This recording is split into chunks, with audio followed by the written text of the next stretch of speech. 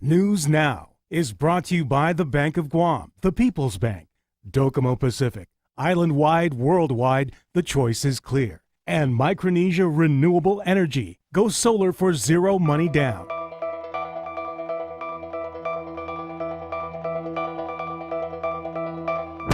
From the Pacific News Center in Hagåtña, Guam, here's Clint Ridgell and Janella Carrera with Betsy Brown and Roselle Romanes.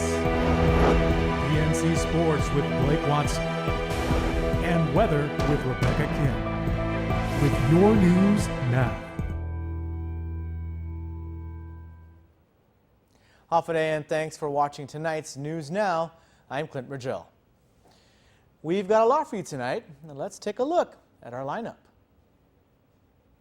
Good evening, I'm Roselle Romanes. We just got back from Superior Court where a verdict has been reached in the baby murder trial of John Castro, who is accused of beating his girlfriend's 23-month-old daughter to death earlier this year. We'll have all the details for you real soon. The Secure Our Schools Act was signed into law in April of 2013, but still there's no security equipment at our island schools, leaving schools like BP Carbolito vulnerable to break-ins. We'll have more later on News Now. Hey Clint, so I was just trying to sit here and figure out why I like baseball so much. You know what I think it is? Trajectory. That's what it is. And the excitement, bats, home runs, the ambiance, players, just the whole sport in general. Baseball, it's coming up on sports. You don't want to go anywhere. I'm telling you, enjoy it for the reasons I do. Stick around for sports. A verdict has been reached in the baby murder trial of John Castro. The jury has found him not guilty on all charges. PNC's Roselle Romanes has more in this report. The jury unanimously found John Castro, the man accused of beating his girlfriend's 23-month-old daughter to death earlier this year, not guilty on all charges. Juror number 1, is this your verdict as read? Yes. Juror number 2, is this your verdict as read?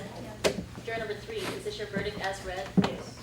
Castro is now a free man and gets to go home to his family after he was found not guilty on charges of aggravated murder, aggravated assault, and child abuse. His family rejoiced after the verdict was given. I'm so happy. You know, we pray every day, every night, all the time.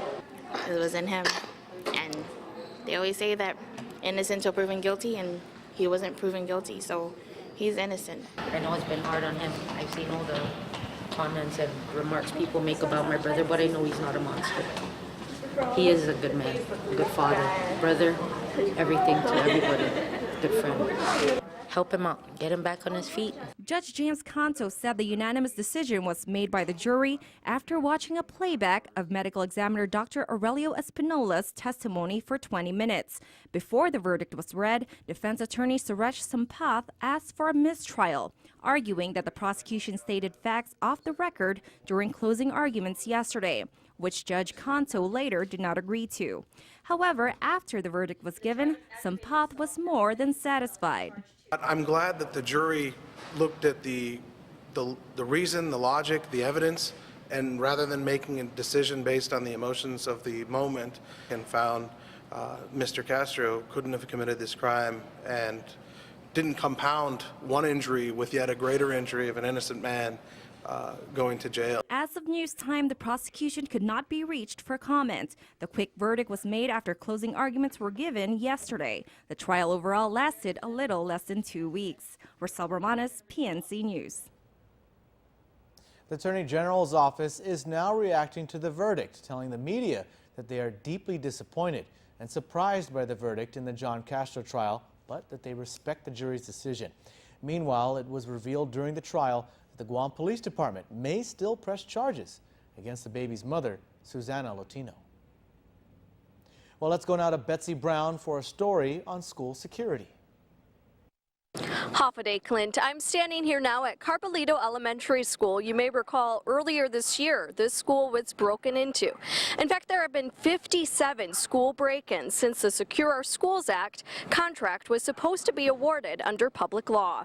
The Secure Our Schools Act was signed into law on April 11, 2013, appropriating $800,000 from the general fund to DOE to purchase security equipment for the island's public schools.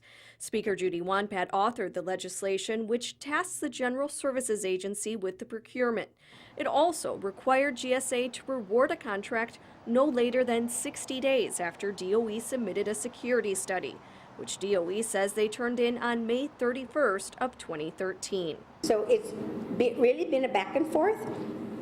And every time there's a break-in, I would call and find out, where are you? What are you doing?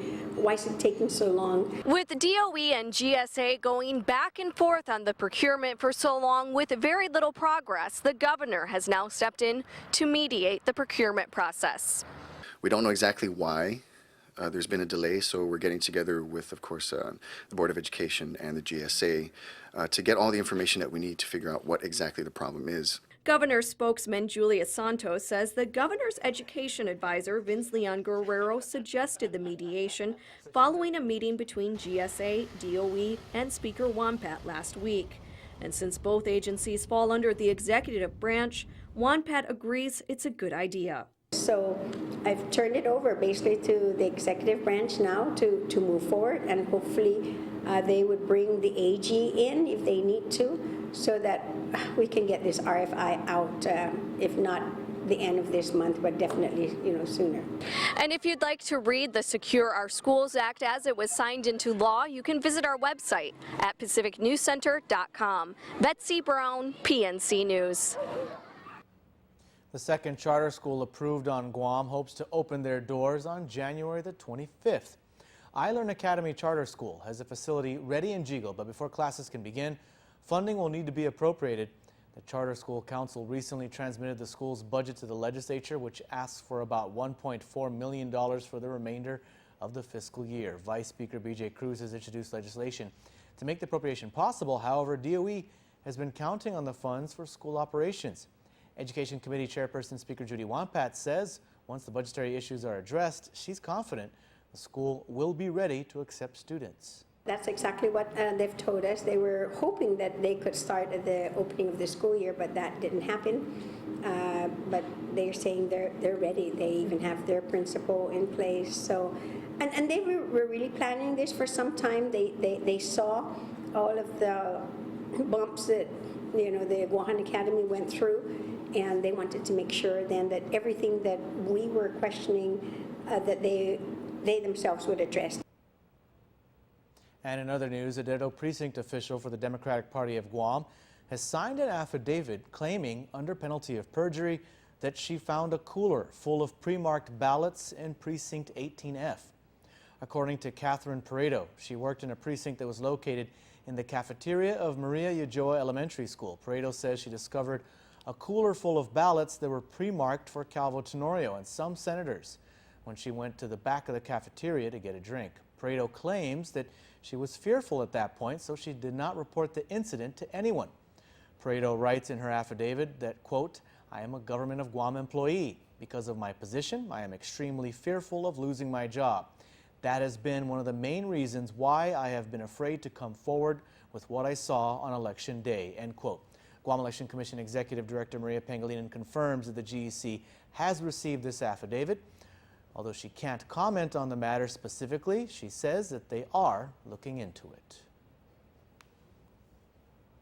All right, let's go to Blake Watson now and find out what's happening in sports tonight. Blake.